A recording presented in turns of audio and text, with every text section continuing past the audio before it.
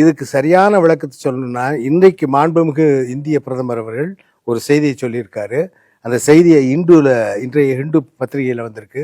அதை நான் படிக்கிறேன்.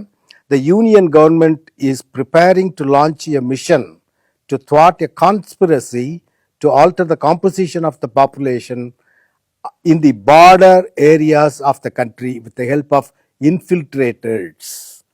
Prime Minister Narendra Modi said in Assam on Sunday.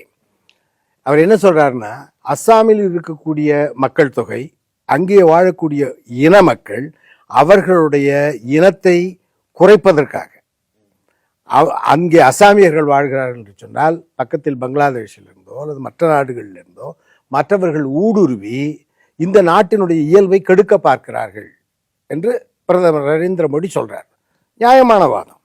இப்போ இந்த வாதம் ஆஸ்திரேலியாவுக்கு பொருந்துமா பொருந்தாதா? இந்த வாதம் கனடாவுக்கு பொருந்துமா பொருந்தாதா? இந்த வாதம் இங்கிலாந்துக்கு பொருந்துமா பொருந்தாதா? இப்படி எல்லா நாடுகளுக்கும் இது பொருந்தும். அதுக்கு ரொம்ப நல்ல ஒரு உதாரணத்தை மோடி அவர்கள் சொல்லியிருக்காரு. மோடி இங்கே என்ன சொல்கிறாரோ அதைத்தான் மற்ற நாடுகளில் சொல்கிறாங்க. அதுக்கு என்ன காரணம்னு கேட்டிங்கன்னாக்க, நாங்கள் இங்கே 30 ஆண்டுகளுக்கு முன்னாடி நான் ஆஸ்திரேலியாவுக்கு போனேன். நான் போன பொழுதெல்லாம் இந்த மாதிரி இல்லை. அப்போல்லாம் இந்த மாதிரி பிரச்சனை இல்லை. அப்போல்லாம் இந்த மாதிரி பிரச்சனைகள் இல்லை. அதாவது வேலை நிமித்தமாக போவாங்க, அந்த வேலையை பார்ப்பாங்க, வருவாங்க அவ்வளோ. அப்படிதான். ஆமாம், அப்படிதான் போவோம், இருப்போம்.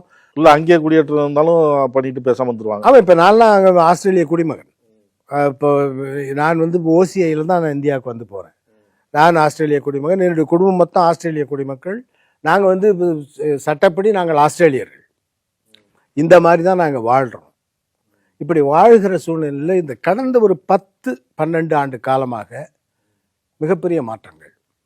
எல்லா இடத்துலையும் இவர்கள் பெரிய பூஜை செய்கிறதும், பெரிய மேளம் அடித்து, அதுக்கு தகுந்த மாதிரி சத்தம் போட்டு எல்லா விதமான விழாக்களை கொண்டாடுறது மற்றவர்களுக்கு எரிச்சலை உண்டாகும்.